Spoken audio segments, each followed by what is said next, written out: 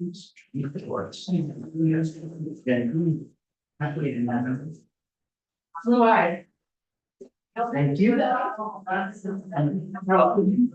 You have my testimony in this,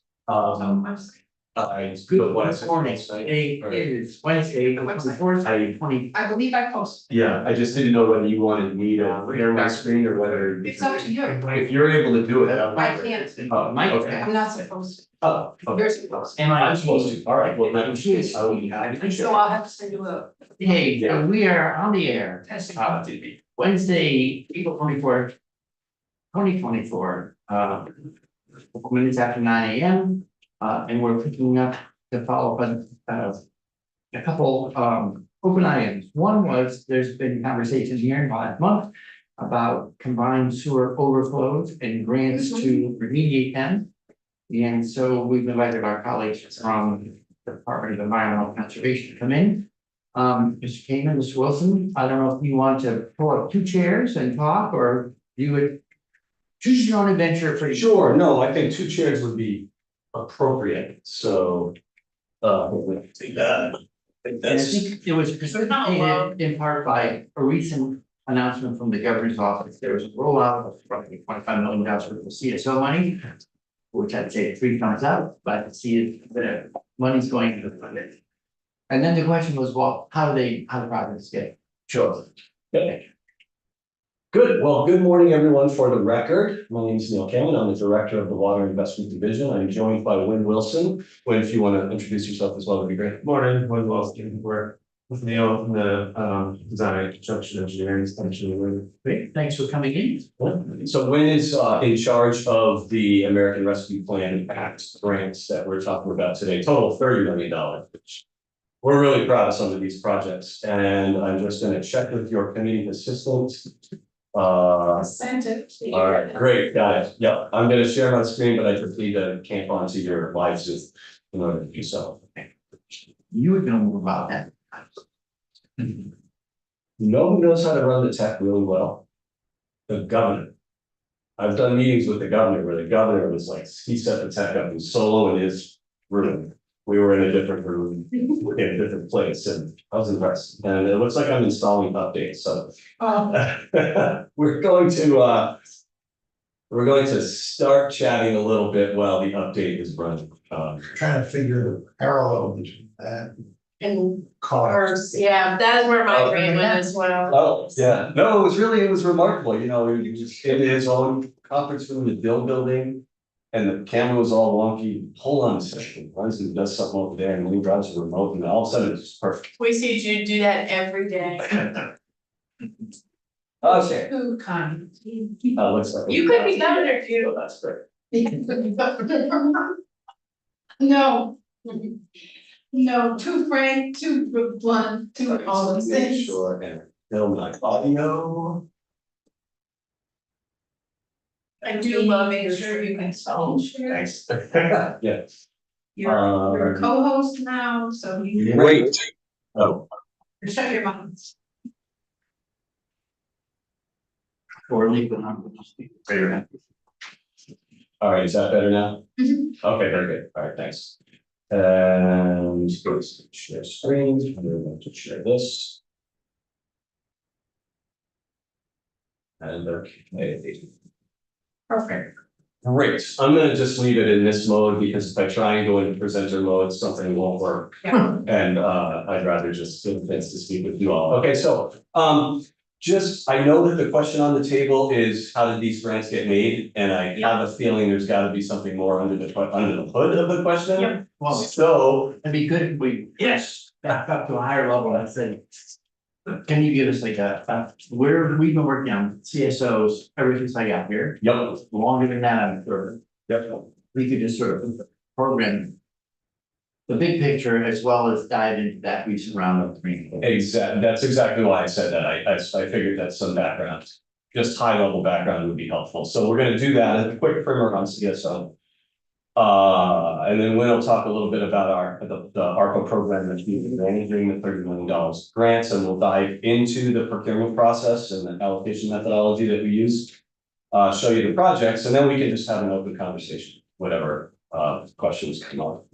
So. In terms of CSOs in general and how they work, I'm gonna draw your attention to this image on the left, if you don't mind. It's a little bit complicated, but it's not so much so. If you look at those tall buildings and the brown pipes, the tall building and the little house in the brown pipes, that represents sort of your sewage coming out of your house or an apartment building. And then the blue represents, storm drains, the grates that you see in the streets and so forth. For many, many, many years, when wastewater treatment systems were designed and first built back in the 30s and 40s and 50s, they were built in such a way to catch runoff from the roads and catch runoff from the town, get it off the street because we don't want the water on the street. And hey, there's a sewer right here, so let's put it in there. And then they designed the wastewater treatment facilities kind of deal with that general amount of precipitation at the time. And the amount of, expansion that the treatment plant was built for. Now, of course, over time, requirements change. It's no longer okay to discharge, partially treated sewage into a river, even though in the 30s, that was a huge improvement over what was done previously, right? Or even in the 50s and 60s and 70s. So some of these systems were purpose-built to cross-link the stormwater drainage and the sewage system and deliver that down to the downstream wastewater facilities. So at present in Vermont, there are 14 facilities that still have interconnections. There's two kinds. You either call it combined sewer overflow or a sanitary sewer overflow. For the purpose of this conversation, we'll call them both, but a sanitary sewer overflow is when, actually, when maybe you just help me on that. Sure, yeah, it's when the system's already been separated, so there's no stormwater catch basins directly connected to the sewer system. But there's still a lot of infiltration and that kind of thing coming in from leaky pipes and connections and manholes that still enter the system during wet weather events. So it's not a combined system, but water infiltrates enough, so it It overflows. still overflows during wet weather. Correct. And Virgins is a really good example of that. So that's the Virgin, Virgins is an SS. Near my heart, it's always, seems to be in competition with Rutland. Oh, no, we got, we'll tell you about what's going on instead, so.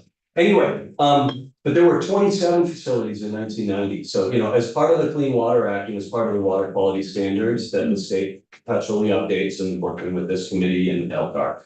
The requirements for cleaner water come into play, and we've been working and assisting the financing of many municipalities over time to do this. There are 49 total discharge points, meaning individual overflow locations among those facilities. That was 178 in 1990. So there's a lot of progress that's been made on this. And the lowest hanging fruit has been plucked. So each incremental project is going to be more expensive by dint of things are more expensive with time, but also, we already did the easy ones, so it becomes the harder ones. And we'll talk about the projects themselves. Just a few years ago, I believe it was in 2017, the state updated the combined sewer overflow rule and put that through the rulemaking process. There was some legislation that accompanied that. That was the overflow notifications that some of you will remember. Posting on Yes. rivers and stuff like that. Yep, exactly. And the CSO rule basically has a two-pronged approach or two-phased approach. There are what are called minimum measures, basic housekeeping things that a municipality needs to do. And Wayne can talk about those if you want to know what those are. But there's also the development of a long-term control plan. So that's an engineering analysis that looks at the municipality, looks at the entire system, and identifies incrementally the best projects in cost-effective order to eliminate the CSOs. So those long-term control plans then become the template by which we help finance those projects. Mr. King, are the rules and laws for operating under all Vermont based or some of this stuff EPA plus local Vermont state movement? So do you want to answer the EPA requirements? Yeah, so Certainly do Vermont. Sure, so the NIPD's permit has CSO requirements, and that's where the 9 minimum controls come from. And I guess more specifically, the abatement and elimination requirements are Vermont specific. as part of our TMDL or other, just remember where the TMDL fits Yep. in the whole list of things that are driving.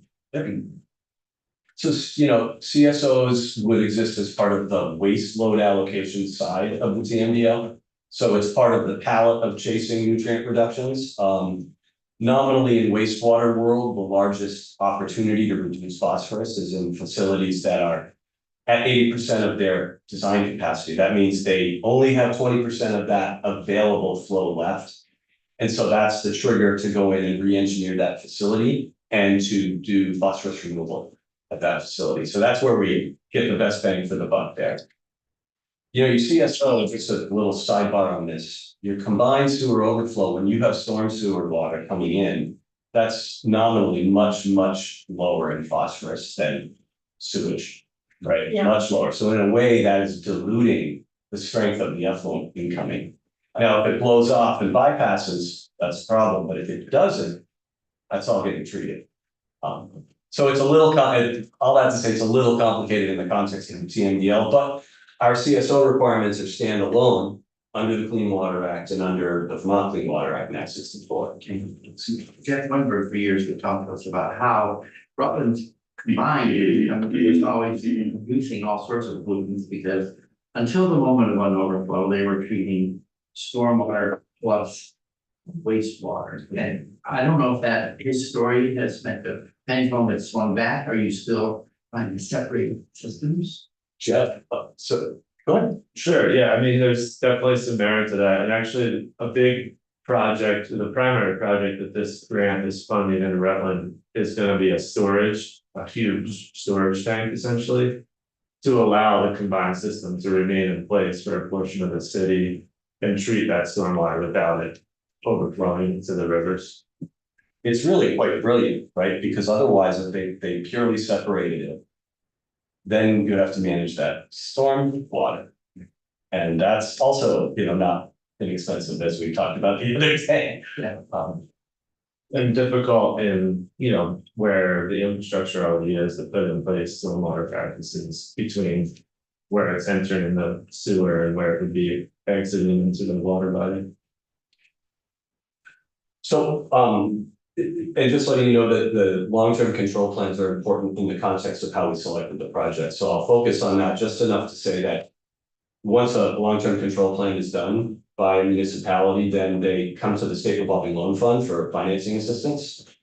And that's fundamentally the process by which we, and Wynn will talk about this in more detail, but we use the SRF process in order to identify the grants for these communities. So I think at this point, I'm gonna turn it over to Wynn, and I am cut off here, so let me fix that.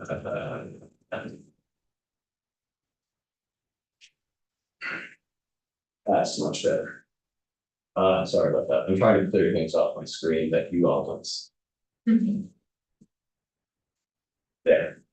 So I'm gonna turn it over to Wynn to describe this program and then, you know, how we did these grants and all that. So Wynn, how about it? Sure, yeah, so as Neil mentioned, we have an annual project priority list application process.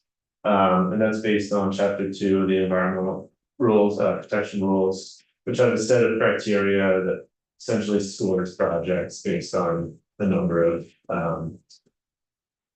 aspects related to, you know, costs, benefit to the community, overall need, that type of thing.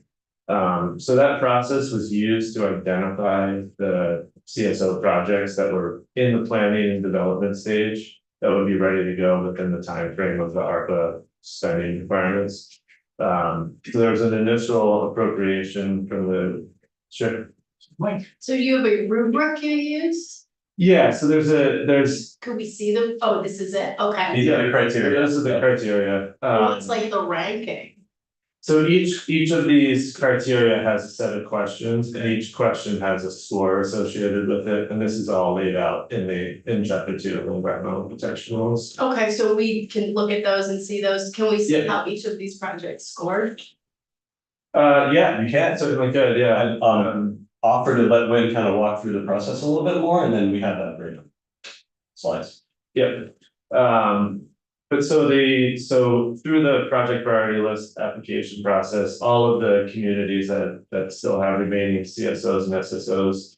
Were informed of this grant availability and that they should apply to the PPL for that year. And so what we did was we took all of those applications for CSOs, regardless of score, and just accounted for the total cost of what it would take for projects, for CSO, SSO projects, that have applied. And we totaled that's the total sum of cost for all of the projects.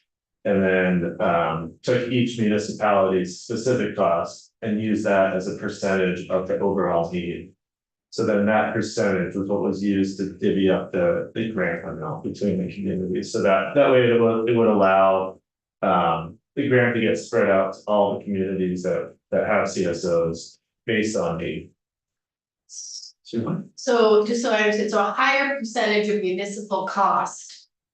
You gave that a greater weighting for likelihood of getting the federal funds. Is that what I'm understanding? It was based, so the calculation was based on their estimated project cost as a sum of the whole. Okay, so like, So Rutland was 10% of the whole, Rutland would get 10% of them, right? But Okay. with a little bit of a twist. Yeah, so there was cool. there was an additional calculation provided based on a community's MHI, median household income. And so that was factored in, so if a community, it was pretty simple calculation of just the community's MHI divided by the state median household income, and that, so if they were lower, it would increase their need, essentially. If they were above the MHI, it would decrease their need, and so that adjustment was added to the percent as a percentage of the whole. So it wasn't like the choice for decision making was less on potentially like the most. It wasn't based off of the frequency of the CSO events or like the level of the tonnage of improperly disposed of waste. It was based off of some more, it sounds like equity factors There was equity factors, and we actually. and the cost to the town. Right, the cost of the town, and we did an analysis based on, like you're saying, the amount of overflows annually. The volume is hard to measure, because some communities measure it and some don't. So the volume wasn't as much of a factor, it was primarily the number of events a year. We did a population analysis, and all of that seemed to equate pretty well to the need. So using just the base need, with that MHI adjustment, captured pretty well the essentially like dollars per CSO event. Granted. I do wanna, if I could just, Didn't need to apply, right? Or do you identify them and you say, we're putting you in, do you automatically enter them into the queue, or do they have to apply? Yeah, so by applying to the project priority list, they were in the pool of grantees. There wasn't a separate grant application process beyond that. and that was very intentional, because these municipalities are already working with the state revolving loan funds, they're already in that, so. Creating a whole standalone thing for them to deal with, and frankly, for us to deal with, wasn't efficient. And I wanna, Senator White, just pick back up on your question about the impactfulness of the overflow. So the number 2 and the number 3 criteria here, actually, there are very specific questions that speak to and push points up. If you have an overflow, if you got an overflow around an area that has, use that you know about, if there's information about water quality that we have, it punches the points up. Okay, So, But it's the Burlington waterfront, yeah, you get a higher funds, um, because it's a recreation. for that, yes, for that, for example, for that set of, the water quality and public health, yes, most definitely true. Are you, anything else on this one? No, we'll walk through I think that's that essentially covers how we did the scoring and the grant, that the grants. So this was the final numbers that we came up with, which was a combination of the initial $10 million appropriation and then the $20 million appropriation in 2023. State fiscal year 2021. So it's a 30 million total. Right. Right. And I guess one additional point I should make is that every community was capped at 80%, couldn't get beyond 80% of their needs, just so that they had some, this is the fine. This is a 20 million total. That's the press release win. Was that the second iteration? That one has all of it, that's the 30, so there's, the reason it doesn't add up to 30 is just due to administrative costs within 800. Those are at the top of the list you can see on your screen. I know that press release, I'll offer this, that the press release caused a bunch of questions to emerge. Yeah. And I think it was about the timing of it, and I Yes. want to explain to the committee that that press release actually was staged to release quite some time ago. Yeah, last spring. And was impacted by, it was flood events, it wasn't July, there was some event that caused us not to issue that release. Then the floods happened, yeah, then the floods happened again, and then, you know, it resurged, so. Okay, so So just now, optics wise. It's just a coincidence that half the money went to 1/6 of the population.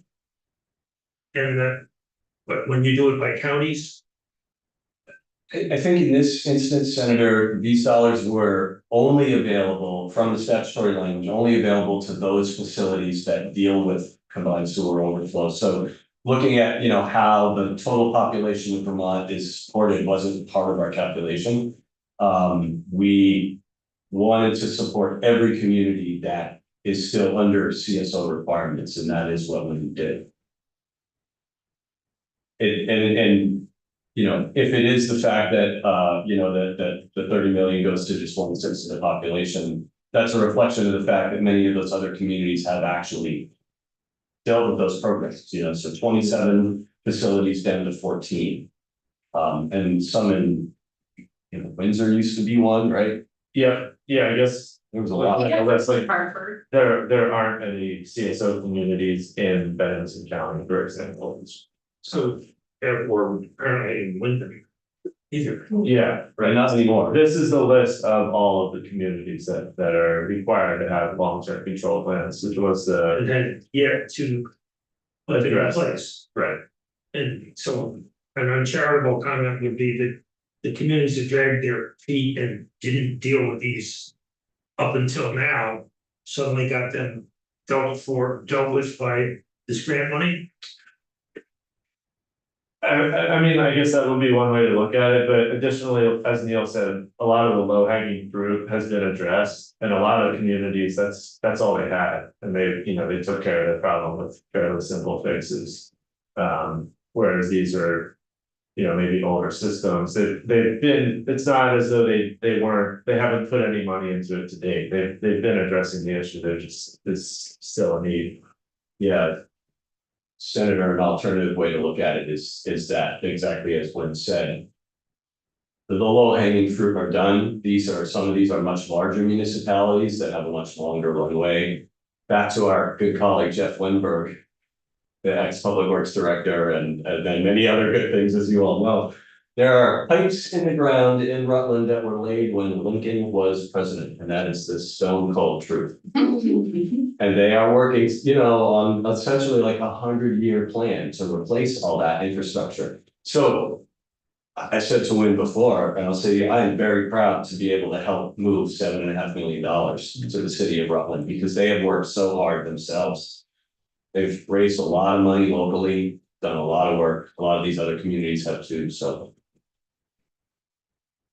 So it appears that the places that got served.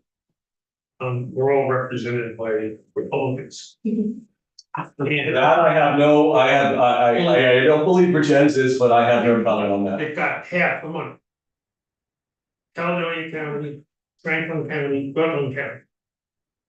Got half the money. And. If that happened by just the roll of the dice, or it happened because they're ones who had dragged their feet, or it happened because. Where can we? Because. We wanted to send money to Republican counties, and that's a cynical view.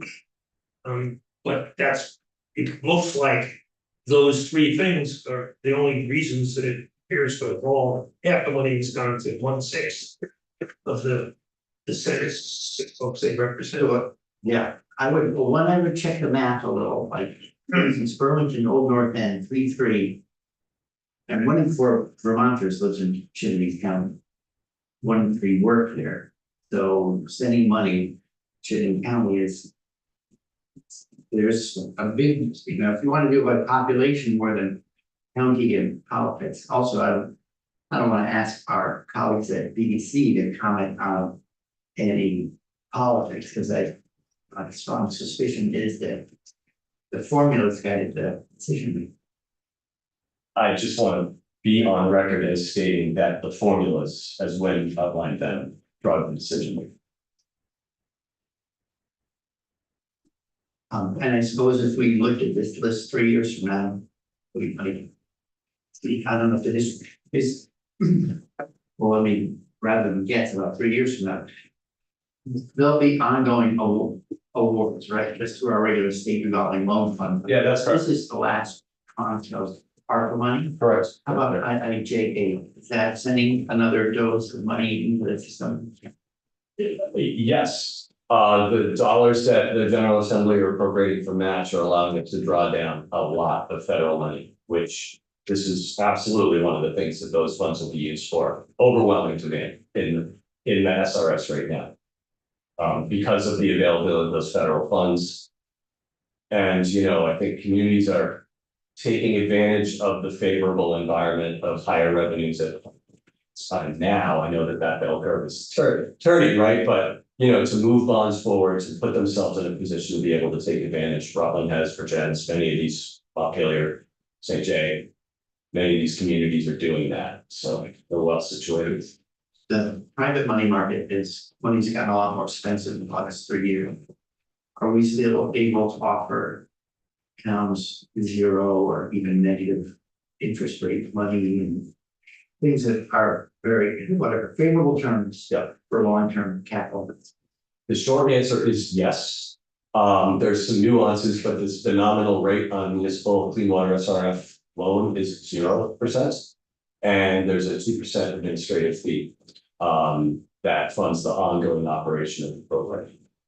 So that's very, and then you mentioned negative interest. We no longer provide subsidy in the form of negative interest. Instead, we provide subsidy as a reduction in the value of the loan.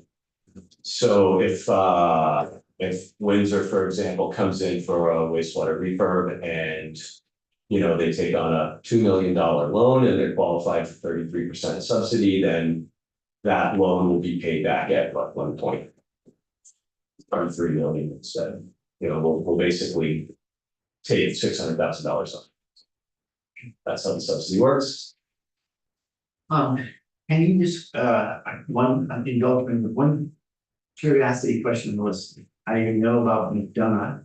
I don't know what the McDonough pipe is. Oh.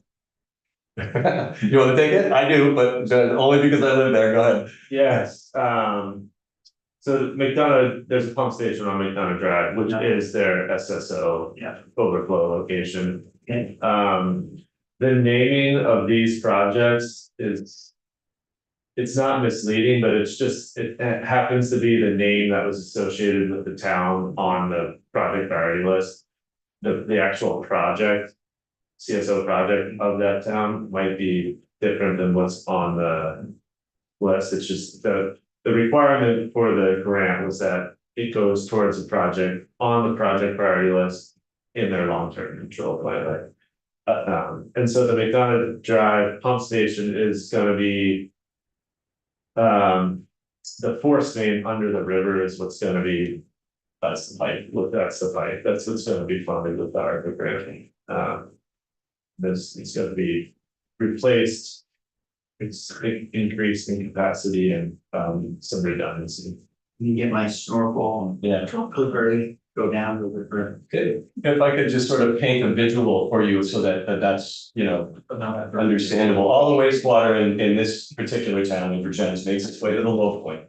And then there's a big pump that sends it across the river in a pipe under the river to the wastewater plant. So the pipe is undersized relative to the need, plus it's getting all this extra water. So the pump station can't get it through fast enough and therefore it blows off. So not only do we need better pumping, but we need a bigger pipe. And that pipe, fixing that pipe is gonna provide for some serious resilience. That's where the pipe needs to go. It's much better to keep it directionally bored underground than put it up to a bridge, on the bridge and then back down to the waste, a lot more engineering going on. So that's, there you go. Thank you. Will most of these awardees probably, if we look at a list in 3 years, so many of them will reappear because it's ongoing work and partial progress, or are some of these sort of closing out something? Some of them are closing out, so Enosburg will. There's a process to officially eliminate the CSO point. But Enosburg will no longer have an active CSO. Northfield has a project under construction that when it's complete will eliminate their CSO. Some of these will still have ongoing work, but Virginia is one of the projects. I think Virginia's will be done. It'll be completely. That'll be something to celebrate. Thank you. Is this money limited to infrastructure and, the physical work, or is it also available for the engineering that has to go into it as well? It can fund the engineering. Okay. Great, that's excellent. And then, the timeframe on spending this money. Of course, as a former mayor of Montpelier, I'm looking at the 2 projects that we have, and also just the financial realities. I've not had this conversation specifically, so I don't know this, but I'm worried about the city recovering from the flooding and the tough financial decisions that they have had to make. So in terms of coming up with that 20% match to make the project happen. I have faith will happen at some point. But if the deadline to use this money happens too quickly, tell me about that. So the match can be an SRF loan as well. Okay. I think it's worth mentioning. All of these projects are moving forward. I don't know the municipalities. Financial specifically, Okay, but I do know that they're all moving forward at a pace that they should be great. able to spend. That is and complete the project. The way that we're trying to incent that, and we can even handle it internally, is when you have a big project, it's a package, you've got some ARPA money in there, you've got an SRF loan in there. They're just running the project and essentially sending us paid invoices, and then we're doing that. And so what we're doing is we're putting the ARPA money on the table first, getting that spent down first. So when all ARPA money is done before 2026, but the project ends in 2027, that's okay, because the SRF money is there to finish that up in 2027. And these are all complete funded projects at this point. Every one of these has a bond vote, has a package, has an approved loans. This is all like happening. Bigger picture, I share your concern. Absolutely. We're keeping a really tight track on how bidding is coming out this spring for other pieces of our ARPA portfolio. Looking at that as a canary in the coal mine for how things might look for calendar 25. Because recovering from the flood work with the constraining workforce means higher prices. Is that what you're watching for? Or actually, there's just a tremendous amount of infrastructure and activity happening now, notwithstanding the flood. The flood exacerbates it, but there's a need for engineering, there's a need for yellow machines. And so, for example, if in the space, going back to, in the stormwater world, we have a program that helps schools meet the 3 acre stormwater need. And a whole slew of them are bidding this year through our grant program. So we're gonna see how that looks and whether there's enough machines, yellow machines and engineers to run those projects in 2024, which we hope there will be. So, yeah, that's how we do it. So, Before you had the graph, not a graph, but a diagram, kind of showing the kind of systems we have now. Yeah, there. Do you have a similar diagram of what things will look like when everything's been rebuilt? Well, I'll go first, but I'll ask the engineer to actually do it too. So, you know, you won't see blue. You might see blue water going to the treatment plant, like what Wynn said in Rutland, but you won't see blue coming out of the pipe. Brown. I'm sorry, correct. I should have let the engineer speak. No, you might see blue and brown going to the wastewater plant, but there will be no brown coming out of the pipe that discharges to surface waters without treatment. So no sewage going into the river is basically the, So no untreated sewage going. no untreated sewage going into the, just. What you should see, I guess like a post-graphic diagram would have an entirely separate pipe for the blue water in a number of instances. And are they separate? And you probably said this, and I just didn't read it, I was thinking too many things at once. Are they separate like right from the beginning? In a number of communities, that's the plan, is to just entirely separate stormwater and sewer. In other communities such as Rutland, they're doing the staggering with a large storage tank. So that the stormwater still goes to the wastewater treatment facility, but the surge of the storms doesn't overwhelm the system. so my last question to you. Oh, wonderful, thank you, Mr. Chair, but I would always defer to Senator McDonald. Senator McDonald has been our eyes and ears on the CSO conversation. Before coming into Senate Natural Resources, I was not familiar with this being a major issue in our state. Although I am from Hartford and have had conversations with our DPW folks about how we properly treat our water. But my question would be, could we have them come back, or could we, I mean, I know we can all be unelected and it could be a totally new group of people, but Jude will be here. So,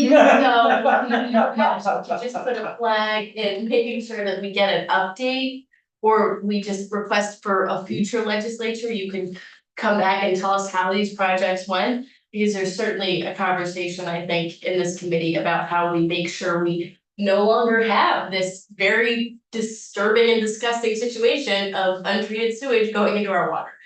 So that would be great just to have you, or if you maybe are planning another press release in a year or 2 years. Feels like we have fairly regular information sessions with you. I don't know if there's Oh, yeah. is there a reporting requirement that you send something about CSOs? I mean, once a year as part of the A&R DEC update.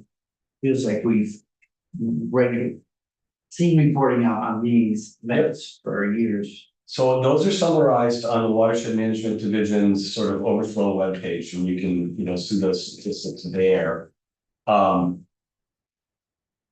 would be hesitant to ask for another legislative reporting requirement on behalf of my team anyway. But we are happy to come back and tell you about the success of these projects. I mean, these are really cool projects. We've been talking about, overflows for many years in the committees of the building. DEC has, and I have. So Senator White, we'll be back for sure. You just have to ask. And I'll say, as soon as I turn to the website, the first thing is do not flush unflushable wipes, and I would love the administration's support on the bill that I introduced to ban flushable wipes.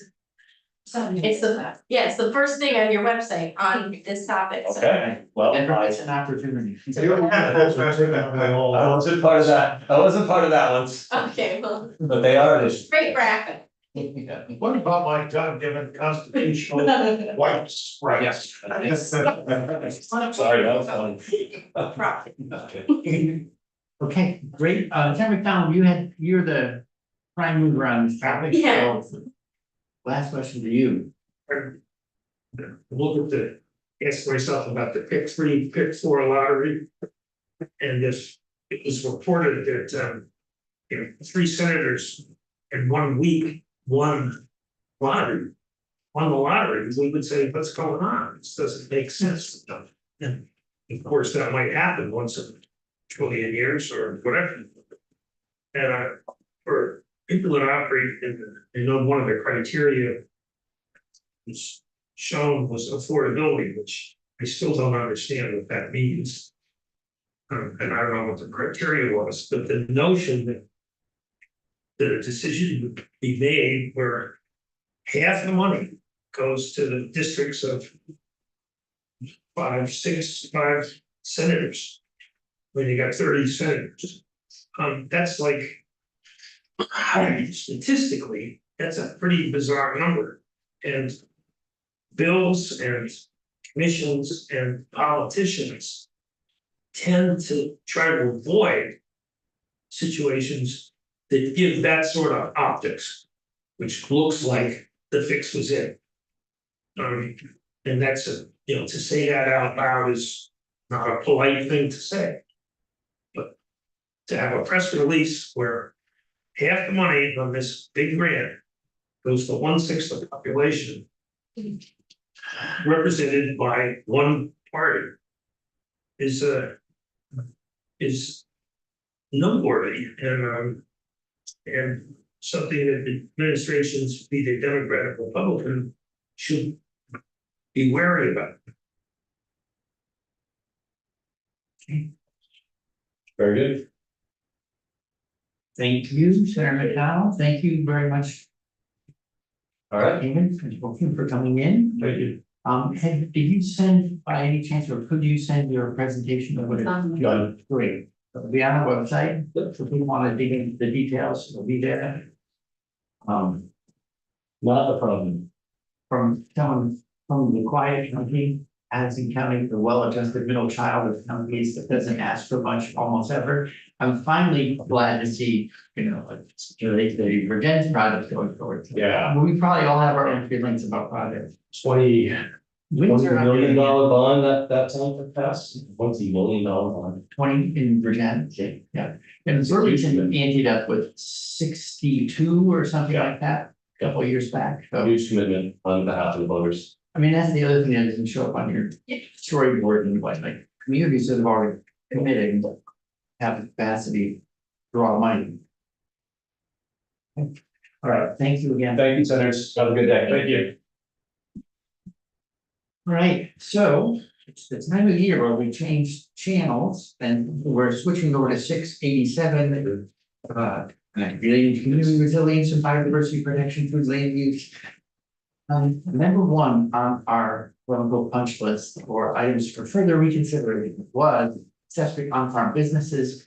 And I asked, met since then with Mr. Groveman and Mr. Collier, who have worked together, to bring in some language. So I thought, let's take a look at one, let's talk about the issue some and see if we can find a way to bring accessory on-farm businesses into the bill if that's the committee's pleasure.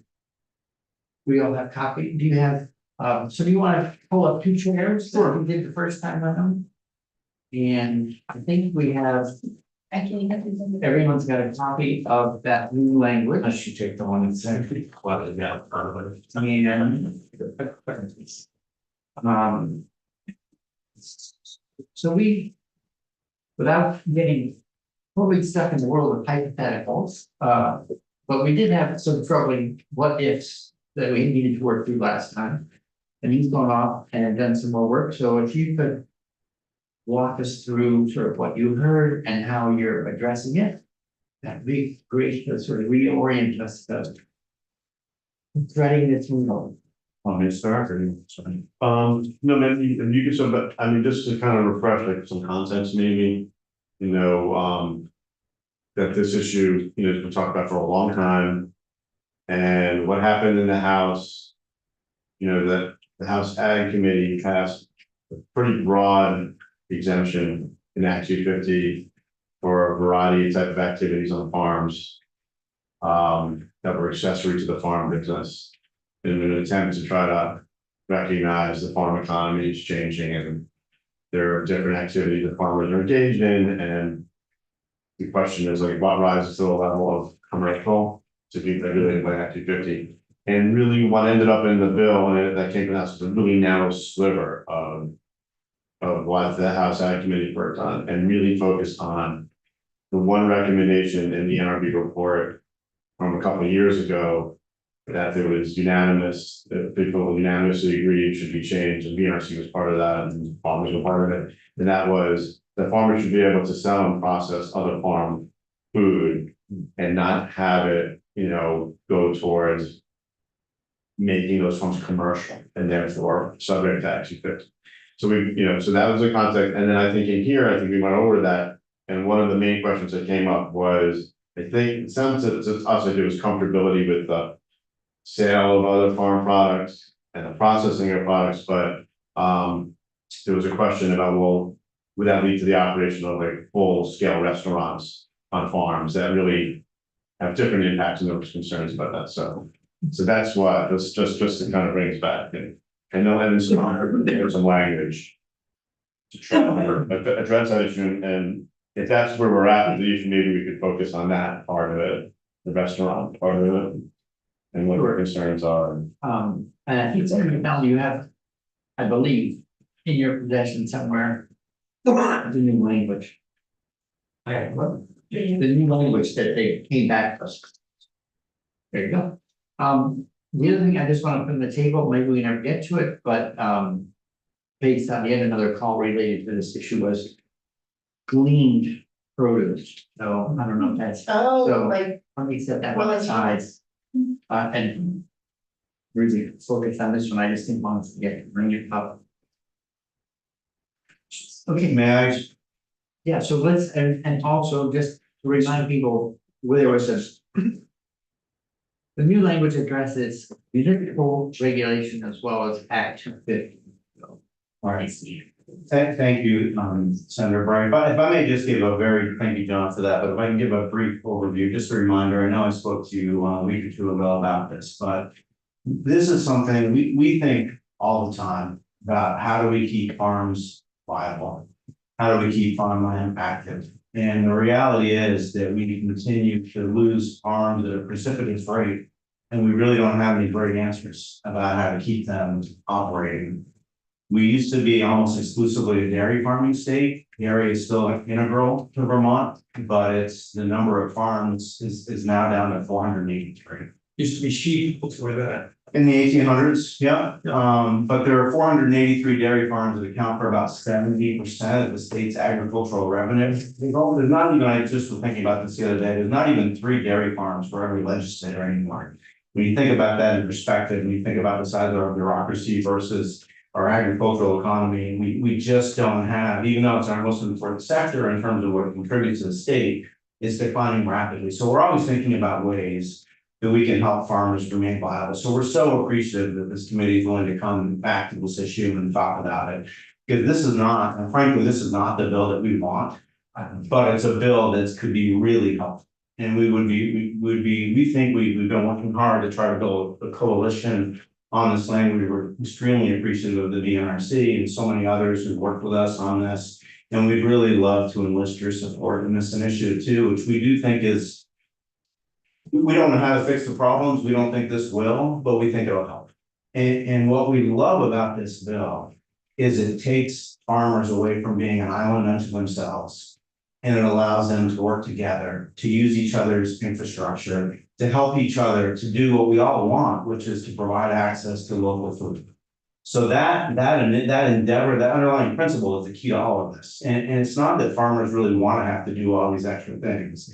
It's just that they can no longer rely oftentimes simply on selling commodities. Agritourism doing different things, processing your own food, having direct consumer market sales is a way that many farms have found the transition to becoming viable. So that's the whole point of accessory on farm businesses. How can we give farmers the tools to help themselves to deal with all of the market fluctuations when they're competing against every other state in the country and the rest of the world with their commodity, and they don't control the prices. They don't control what they get paid for their products unless they're making them themselves, unless they're selling them direct to consumers and tourists. So the idea is to give them the tools. And as we think, the more we think about climate change and how that's going to impact the state, it's very likely we're going to get a lot more people in the state of Vermont. And we're also going to have a better growing season, which is, none of us want that. But it's a reality that we're probably going to be able to grow more. But as we continue to lose land, as we continue to get more people, and as the demand for land increases, we're not gonna have the base to support our local food needs. We're trying to increase that production. Vermont and Maine are really the only significant agricultural states left in New England. New York is a big agricultural state. But if we want to be able to locally produce our food instead of importing it all, which has significant climate costs, we need to do something. So this is a step that we really believe can help that. And all it does it's very basic in what it does, is it gets away from calculating ingredients. Because right now farmers can already sell and anything that they principally produce. But that limits them to exactly what comes off their farm and doesn't, or at least they have to produce the majority of the ingredients. This would allow farms to get away from having to calculate ingredients alone, and instead they could sell their products and other farm products. And so that's like, everyone seems to agree that's a net win for folks. There's also the ability to process food, which farmers can already do under the Act 250 exemption, but right now they have to principally produce each product. And this would allow them, they still have to produce a majority of the revenue for all of their processed goods, but they wouldn't have to necessarily process each product themselves. So it just builds in flexibility to allow those farmers to work together so that they can get food to the local community. And I have one example that I think is sort of telling about the whole principally produced discussion. I spoke to Senator Bray about this a little bit yesterday, but I had a farmer call me who's a maple producer who bought a new expensive piece of equipment to make maple nuts. I can't remember if they were maple pecans or there was some kind of maple nut. And she was really excited about it because they were a big seller. And she was talking about what she could do, and it was just a small part of what she did, but it was something that was bringing consumers in. She was excited. The nut was more than the maple. So so the nut, it's the maple nut itself, she was not principally producing on the farm. Oh, As an accessory on farm business under municipal law, she was an accessory on farm business. She had a right to do that. The town could regulate her as much as they wanted to, really, but they couldn't preclude it. But under Act 250, she needed a permit for that. And when I told her that, she was sort of aghast, and just said, I can't do that. I'm gonna stop doing it.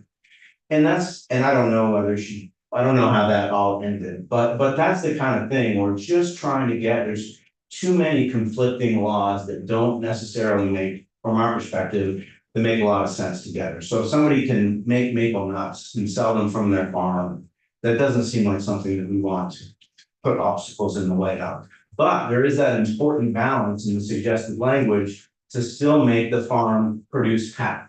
So they can't just set up a front operation and process whatever they want. They've got to be a real farm. And the most they can do is double their production by working with other farms. So that's the balance that we're trying to get so that everybody can get on board. Senator McCormick.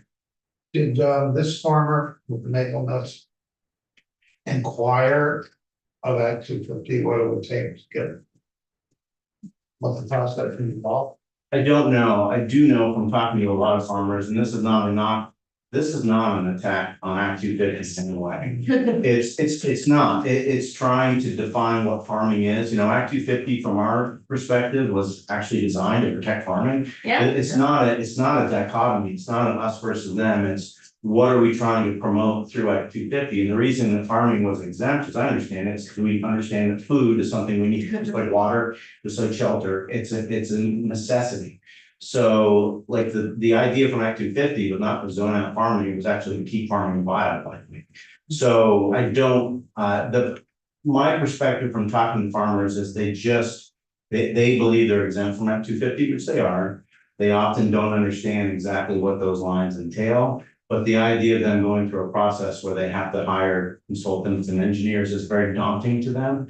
Potentially, depending on the process, and so a lot of times they forego things that they believe will require them to get an Act 250 permit, which is not a knock on the system, it's just a reality of managing your resources. I'm just saying, I don't think this person would have had to get engineers and consultants to address the issue of the maintenance. I hear constantly these horror stories about Act 250, how expensive and time consuming it is. And invariably, what was time consuming and expensive was failed effort to avoid jurisdiction. You know, And this isn't a comment on the Act 250 profits. I know some of the proceedings go very smoothly, some of them go very difficultly. And it's just more about, this is from our perspective, it's a public policy issue, is what do we want to require to go through that process and what should be reasonably outside. I just, from our perspectives, because so I agree with Senator McCormick, we've had this conversation, I think, consistently throughout looking at the Act 250 bill and then the other Act 250 bills over many years. But from our perspective, this is about, not Act 250 is a hardship, it's about the confusion for the farmers. It's about, like, there are farmers out there, so the policy decision was made in 1970 to exempt farming. I think some of the farming exemptions make sense in the law, you know, because there are other regulations. I think some of them go too far in other cases, and we've had that policy debate over the years. But in this case, I think, you know, farmers have been operating, you know, since 1970, that we're farming, comply with agency of ags, regulations, other regulations. And they accidentally trip into these, they get in violation because it's really confusing. And I think what VNRC really agrees with the Agency of Agriculture about is that the system is super confusing. And it's like people don't know. So Steve's example, innocently, like, person could be in violation and really there's no perceptible difference on what's happening on the farm. They just bring nuts to comply with their maple and all of a sudden they're in violation. There are farm stands out there right now who I'm sure are in violation because they're selling enough other farm products that they innocently now may be commercial when they don't know it. And then, so that's, you know, from our perspective, I think we need a broader conversation about like changing the system, like to make sure that farmers don't unintentionally become violators of the law, you know, and that's kind of what's happening out there. And here's, you know, Yeah. I never, you talk about slipping into violation.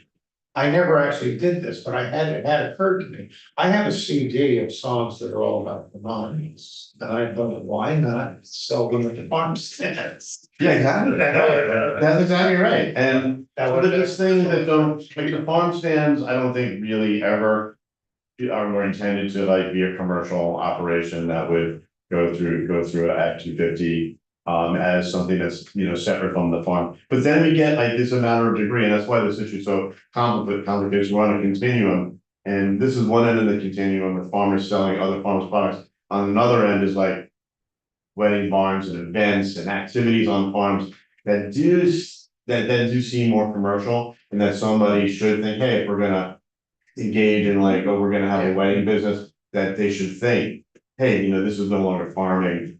So, and those other issues were addressed in the House Ag Bill, and there was less agreement about that.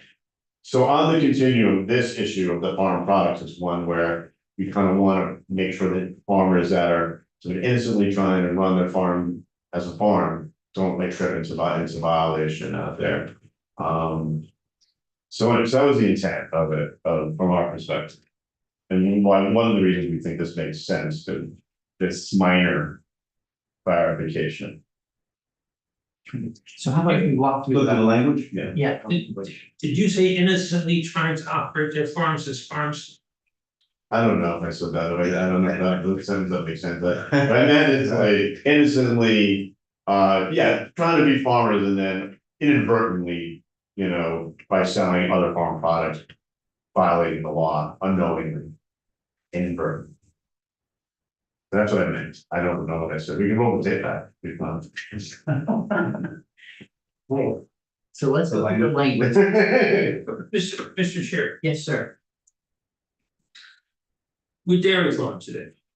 We had the same problem, the sheep farmers face the same problem.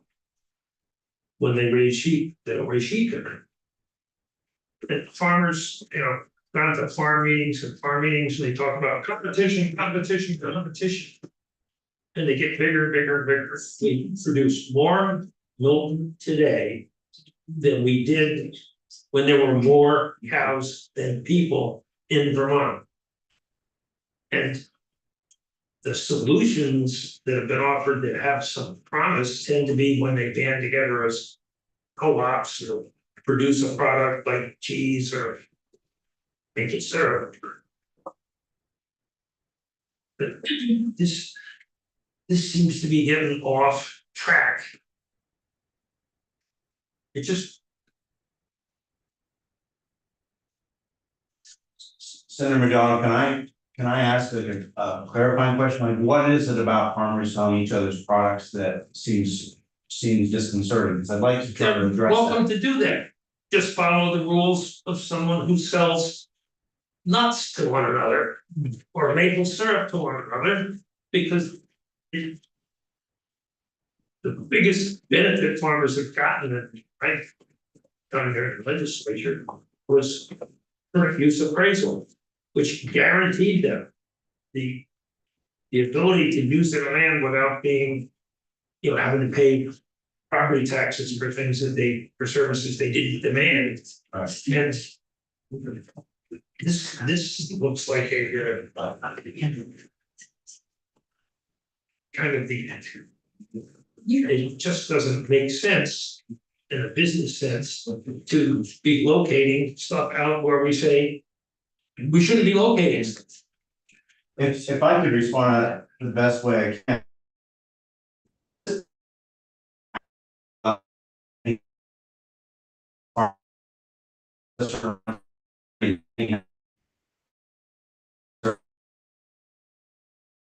Property, they can do all of these things for the products they grow.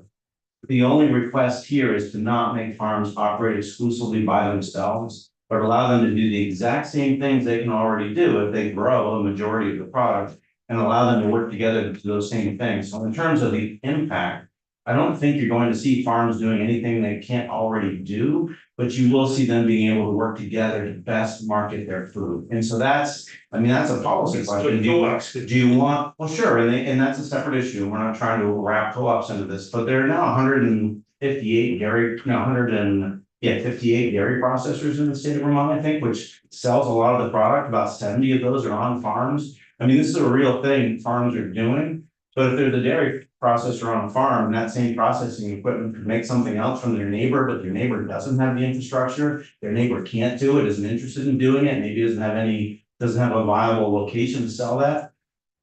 Our point is, why not let those farmers work for, keeping in mind, we've lost 300 farms in the last 5 years, 25% of our dairy farms in the last 4 years. We've got 12% of land in agriculture. We're back when the sheep farmers were here, we had 80% of land in agriculture. The landscape has changed. And so the question is, should we have policies that adapt to allow farmers to remain viable, or should we not? So let's We've go. had a lot of magic bullets that have been suggested. And this isn't a magic bullet, but I think it can help. We're like buckshot. Well, I need to go down the hall, I think soon for a meeting with the program on Act 250 and housing. So I'd love to walk through this language. I also sent it to our council yesterday afternoon, so she will go through it on our behalf. But let's look at what you're recommending as a way to address the, concerns that came up in our prior conversation. Yes, thank you. So the first one on page 1, lines 5 and 6. There's been some accessory on farm business as defined in the statute, as you can see. But it traditionally has said accessory on farm business means activity that is accessory. So there's been kind of a separate use of accessory to define what accessory on farm business is. Accessory is a loaded term in municipal law, and I'm no expert on that, but it typically means that accessory means a subordinate to the activity. And so by using that word, it's caused some confusion to the municipalities about what exactly is required of an accessory on farm business. So from my legal perspective, because accessory on farm business is defined, using the extra word accessory is just confusing. It's not illuminating in any way. So the House Ag Committee added this language, which you now see stricken, which is the revenues of which may exceed the revenues of the farming operation. So that would mean to clarify that the accessory on farm business can actually sell more than farm, which makes perfect sense because a farm may sell all of its products through its accessory on farm business. And if it's also selling some of its neighbor's products, the revenue from the accessory on farm business may actually exceed the direct revenues from the farm itself. So to me, the language that's there is fine. It's a fine clarifier, but it's also not necessary.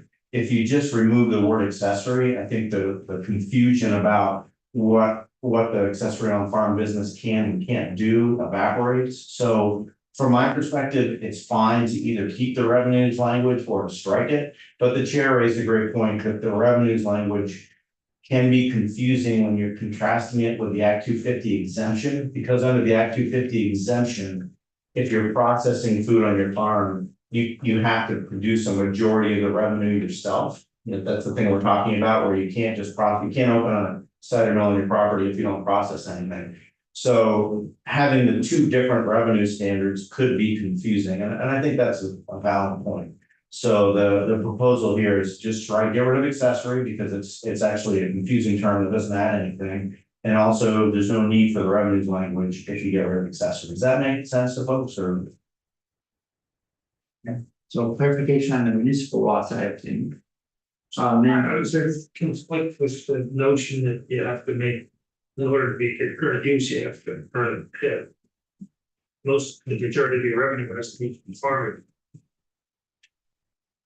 I am not aware of a standard that requires current use to be a majority of your revenue from farming. So for current use, what's the eligibility requirement for use? I don't know. I know that. There are limitations on what you could do with the land, and I don't know the percentages, but it has to be in forestry or in agriculture, and it can't be commercial, and you can't, so there are limitations, and this, I mean, doesn't affect that. Whatever the requirements are, whatever the requirements are for current use, the farmers would need to comply with those to stay eligible for the program. And remember, this is the municipal law side of things. These are side activities that are ancillary to the main activity of farming, that under municipal law, current law, there are limits in terms of how towns can regulate those activities. That's existing law. This is. I mean, if I'm, the breakdown is towns can't regulate farming when it's subject to the required agricultural practices, because we regulate that. Accessory on farm business is a little bit step away from farming because it's not exclusively in the meeting the farming definition. So towns have the authority to regulate accessory on farm businesses, but not to preclude them. So that's what this whole Title 24 language is about, is defining what an accessory on farm business is, and saying to towns, you can have site plan review, you can have performance standards, you can regulate them like any other business in your town, but you can't say they can exist on a farm, because we value these things on a farm. So it doesn't have any direct overlap with current use. How current use, I don't know the lines of current use well enough to tell you. I don't think this is going to have any impact on current use. I mean, farms have to be farming. No, I mean, the farms, think of the current, if they violate the terms of the program, they'll be out of the program. Yeah. And they don't, assuming the farmers don't want to do that, that's why these are ancillary activities. Then there'll be anybody saying, oh yeah, we don't qualify anymore and we want to change it to qualify it. Well, I mean, so we would, submit to support that. I don't think a lot of people would. That's not what we're talking about here. okay, so I have to leave in 3 minutes. Oh, shoot. So let's try to get through this, and Senator Watson will carry on chairing, and Mr. Colley, you have to leave at 10:30, is that right? Yeah, yes. Okay, so let's press on and come back to see what happened. should I go to the change on line 13-14 on page Yeah, one? just that, we talked about that yesterday too. So the idea here is simply to be compliant with the Commerce Clause, restricting in-state sales versus out-of-state sales is something that's very challenging to do, and so the bake in the state is a trigger to potentially bring in litigation that probably would lose and be very expensive to the state. So the idea is to take that out. We fully expect that local farms are going to be working together, and that's who's going to be selling each other's products, but the Constitution doesn't allow us to restrict sales to Vermont products longer. It's hard to imagine one of those stores. Vermont Bread Company issued with, this. One of the former members of the Attorney General's office and using of the Vermont State quality bread that's manufactured, not with Vermont stuff in Florida. So when you say you don't know what that entails, when you discuss farming, you ought to know what that entails, so you know how it affects or doesn't affect. Instead of saying you're trying to know how it may affect. I'm being critical, but So the, narrow focus on something that's very. Labeling maybe is an issue. yeah, this is just sale of bread or baked goods, it's an allowed product that can be sold. There are plenty of bakers in Vermont. If a store has a market for California bread, so be it, but I'm guessing they're gonna. How do they take the Vermont logo off butter because they call it butter in Springfield plant where they pay butter? No, I don't know. sure, Thank you for yeah, no, doing your best to answer that question. truth in advertising is important and Vermont protects the seal, so. Okay, so then, yeah, So you'll be protected. so let's go to the activity section. Sure.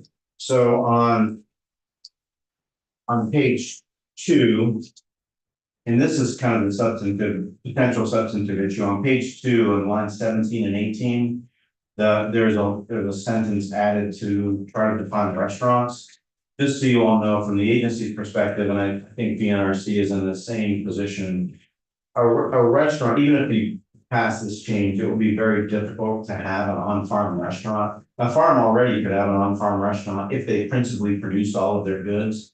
Very difficult to do to have a restaurant where you can principally produce everything, particularly if you're talking about a year-round restaurant where you don't have the harvest to rely on.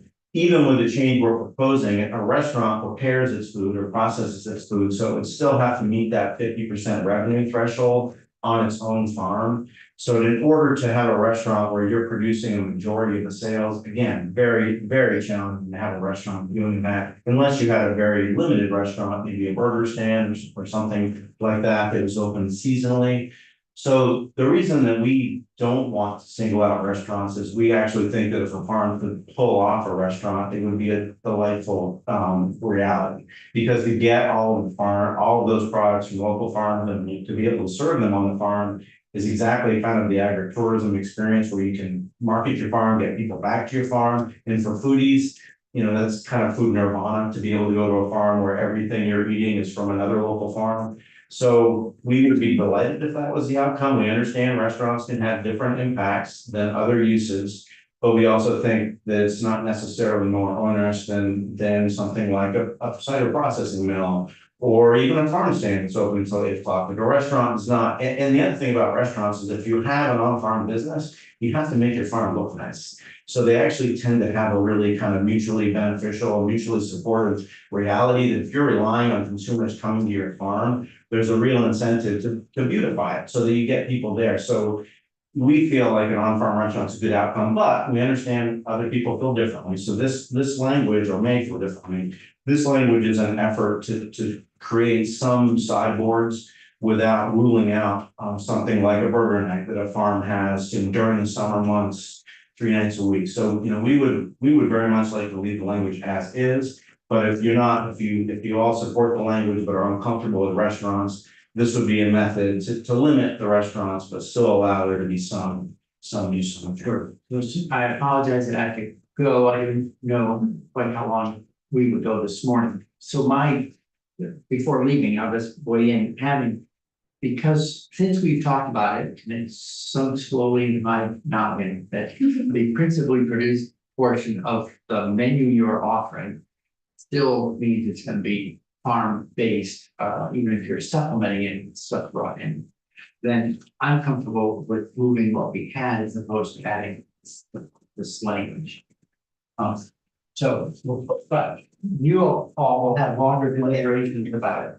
Do you have a question? But that's the whole point, that's the end of the discussion right there, is you are in favor of us moving the language that was originally in the bill rather than this.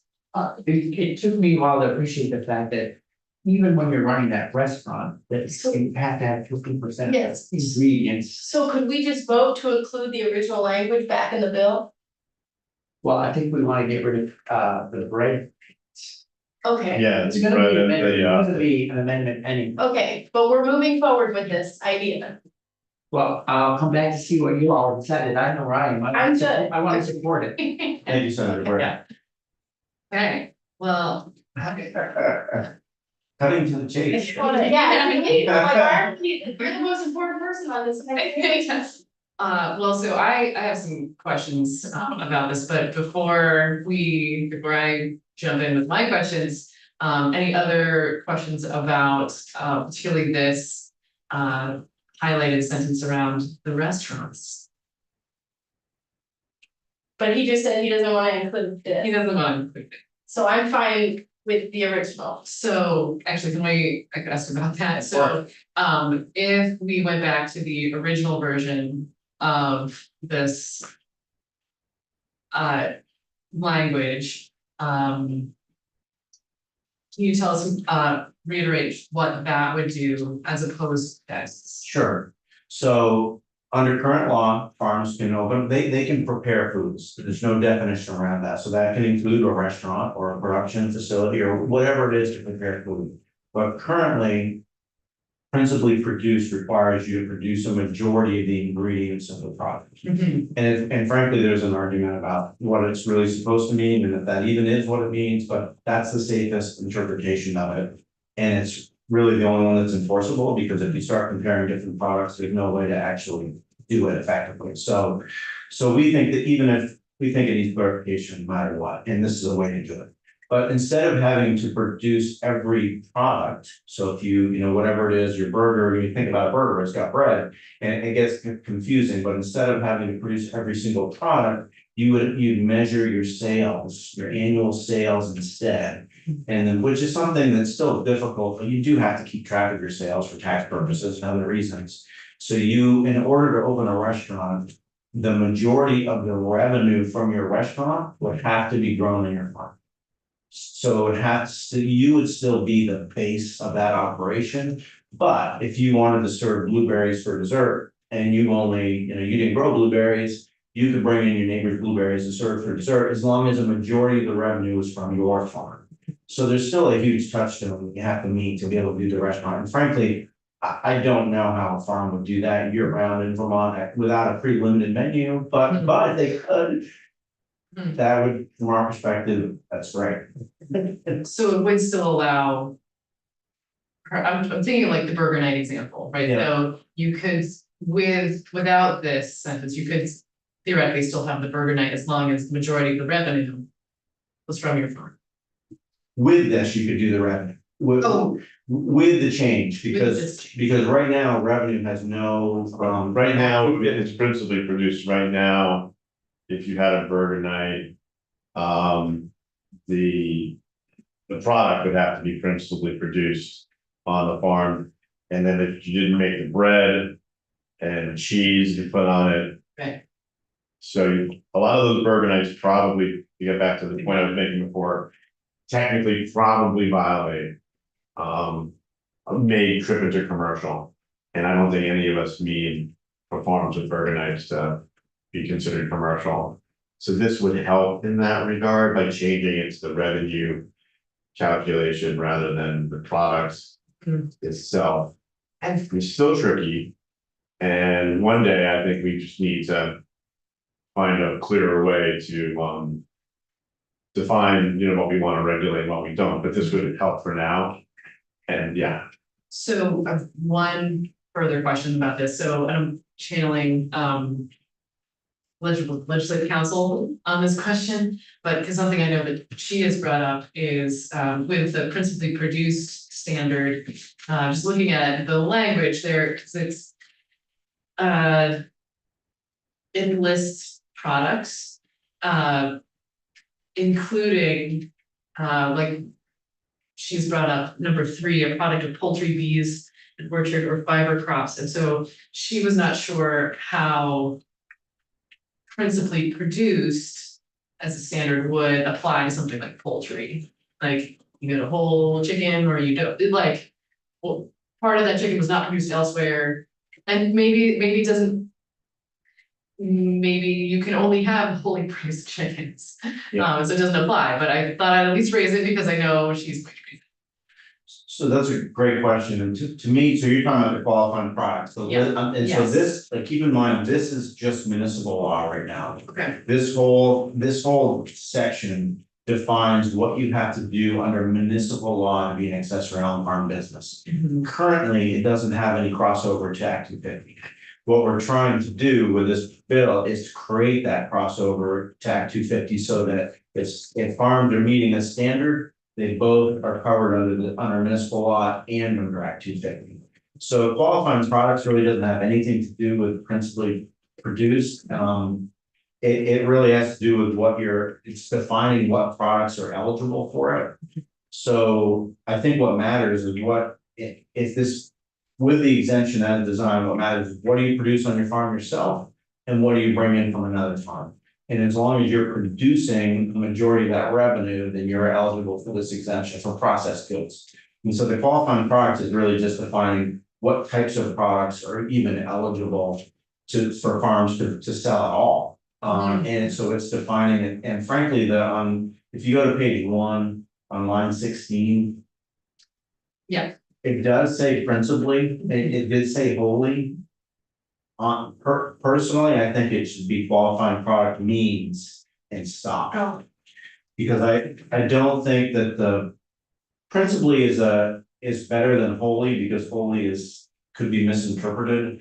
When you're defining a term, it's kind of like the accessory bit. When you're defining a term, you don't have to over define it, and sometimes by saying principally there, I don't think that really adds a lot of clarity. The question is it an agricultural commodity? Is it something made on, because on the list of agricultural products, is it something grown or raised on farm, prepared on farm? So principally is not a bad thing, but I'm not sure that it adds anything. Wholly though, I think wholly could be misinterpreted because it just, what does that mean? Is it 100%? Well, that can get tricky some of the times. Yeah, sure. No, here's an issue. Oh, really? Yeah. Or whatever, well, thank you for that, I wonder if. I wonder if that would help alleviate legislative council's concern about that It might, and phrase right there. And I don't think, I mean, I think principally is fine, it's just, I don't know that it adds. I think Emma's concern really goes to the existing Act 50 law and like that is principally produced. But this is like the qualifying products in the proposed Act 250 provision. It further is limiting, it's just basically saying it's only those listed products that could be part of what the farm stand is selling, what is being processed, or what a restaurant is preparing. So it's pretty limited. So we can't, like, that's what they can do. And if they're doing other things, they don't fall under that. So the restaurant had products that weren't those qualifying products, then they wouldn't qualify. So it's very limiting, and that's why I'm not sure what a restaurant could really pull it off, qualify for this. And you didn't put forward the change to principally, was that a recommendation from the agency?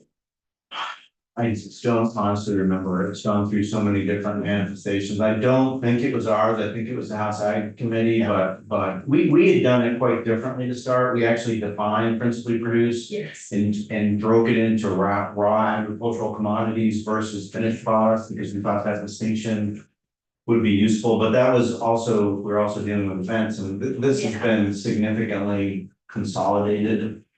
So Essentially, what I understand is principally is most of it and wholly is all of it. agreed. Is kind of and I don't know how you would legislate that language necessarily in the best way, but I agree conceptually with they should have the ability to have most of it made on their farm rather than all of it made on their farm. Yeah. So I think that's helpful. And there's been competing ways to try to get at that concept with the verbiage. So I know that we have the tradition of trying to give different constituencies an opportunity to join things. You open a restaurant, you're gonna need to be collected in rooms and meals taxes, you're gonna have health department standards. You'll have to have invested stainless steel to prepare food. Water will have to be heated to a certain temperature, will be inspected for that. The hamburger grinder is an item that'll be a delight.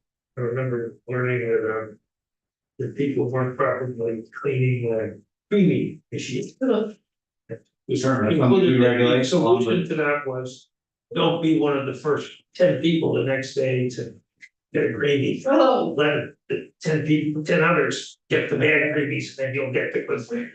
there's so many health concerns I learned specifically from you that I never had. But we were inviting farmers to participate in something they have no clue about that is gonna have expenses that go through the roof. And we're doing this to We're not really inviting them, they're not, this is, I think this is really about, like, the more I read this. It's really clear, like, what you sell from your farm store, is, you gotta qualify, yeah, I I'm don't. responding to your testimony about hamburger night. And the word restaurant being used over and over and over again. The bulk tank was one of the reasons given for farmers going out of business, because you had to have a clean stainless steel tank. That cooled milk to a certain temperature to meet health standards, and a lot of farmers quit farming because that was too expensive. I get the impression that in order to be good folks, we're going to give farmers the opportunity to do this. Because we can't help ourselves. And it's gonna happen, so you don't need to convince me anymore that it's a good idea, but which. It's the end of the session, you can sell anything. Even if you don't produce it, that comes from a different committee. And so is this bill principally produced? In the building. No. So from whatever it's worth, I mean, I am interested in allowing farms to try to run businesses or try to run restaurants if they could meet all the other requirements that you were mentioning, Senator McDonald.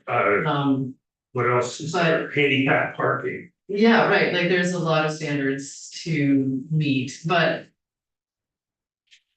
But with the chair's thought about keeping the language, I've clarifying questions about what that means. Whether he meant the bill as we passed it out of committee, or whether he meant the language as it came to us from the House. That's what I'm assuming, because this version you have is what the House passed, and then when we spoke with Senator Bray yesterday, he suggested this is a possible modification of that, but he seems to know. I interpreted meaning without the added language about limits on restaurants. Okay. Right. But the other changes, as Steve said, I think we do want to make about the bread and the And just removing the accessory right. word that beginning, language. yeah. Okay. Which again, that first one, I don't think there's any substantive difference, but it just may be easier for folks to read it. Yeah. For them, yeah. Yeah. I'm fine with that. Other thoughts? You're good? Yeah, we can live with it. No, because we're never gonna find a perfect sweet spot. Because there's someone's gonna be kind of getting away with something. Or someone's gonna have a completely legitimate project that we're getting away, You said. no matter where we put that line. So this is, I was just gonna say, and Mr. Collier was kind enough to spend some time offline. I think responding to a very specific concern that arose in our district with pointing out that the restaurant conversation, while getting a lot of media attention with one potentially well-known example, in our area having some controversy, that's not kind of the larger picture of what we're talking about. So I think your point is actually very well made, which is there is situations where people could always misuse and go too far with an exemption, but we could risk losing out on really great businesses that would only be able to survive with some of the creative, innovative Vermont ways of making money that we see our farmers do. So stuff. and the question is the project in question propping up the farm? Or is the farm the face that's being put up in the project? Yeah, it's hard to know. Well, it's, insurance. it sounds like we are at some kind of agreement on the language that we would include in an amendment. I don't think we should vote on that at this moment, but it sounds like we'll be in good shape when that time comes, probably when the chair's back. So I think, yeah, I think it would probably, I think he would appreciate being around for that. So are there any other questions? Or Good job, You Jill. know, that I worked hard. we were scheduled for a break at 10. I mean, unless there's something, do you, I mean, I have enough. okay, I was gonna say, the agenda, as I understood it, was sort of TBD after Yeah. this. So I think it would probably be fair for us to take a break. This is what happened when I chaired. Use